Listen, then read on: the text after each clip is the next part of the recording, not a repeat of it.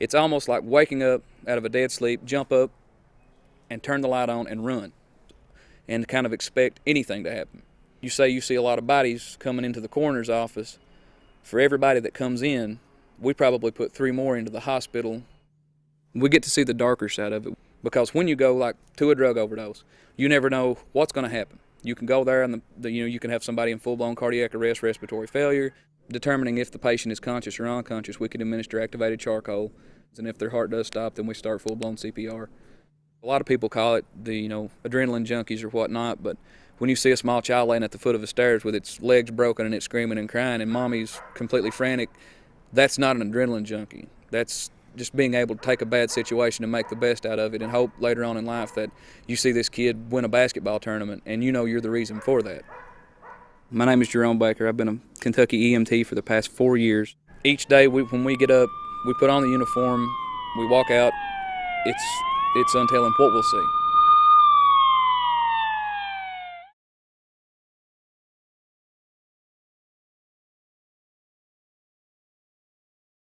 We've coined a phrase called the coal miner syndrome.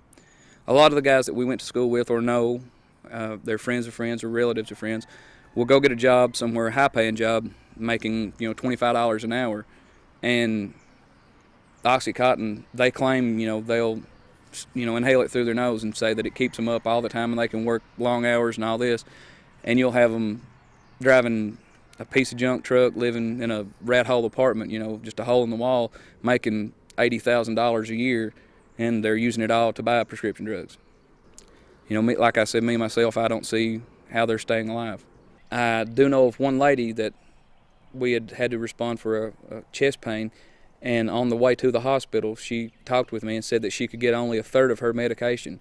This lady's a church-going, nice, homekeeper. Her husband died. She lives alone, and she has no way of getting her medication other than the Christian Medical Relief Fund. I think they help with some of her prescriptions. And then you have people who get enough to abuse and sell.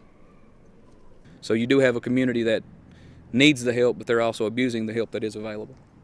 This woman's son had taken all of her nerve medication and her pain medication in approximately 3 hours, which, that was a total of probably 45 to 50 pills. And we had to treat him for an overdose. And, she was in church when this happened. And his only excuse was, something to do with the loss of a family member years ago, and it was troubling him, And it's just an excuse. People make up excuses for abusing the drugs, stealing from family members to buy them, or stealing from family members, just stealing their medication. It's unacceptable to have a drug abuse problem and affect those around you. There was several people, I guess you could call it a party at his apartment, and they thought that he had stolen prescription drugs from them, and they severely beat him. We had to transfer him to the ER for lots of facial trauma. And later that evening, we had to respond back to this apartment for a suspected drug overdose. There was a girl there that stole the drugs and had taken them herself, and they found her later on that evening. But a lot of it is people who don't know the strength of the dosage of the medication that they're taking, or they achieve a certain high, and then they want to, get higher, and they tend to overdose out of just the wish to be high.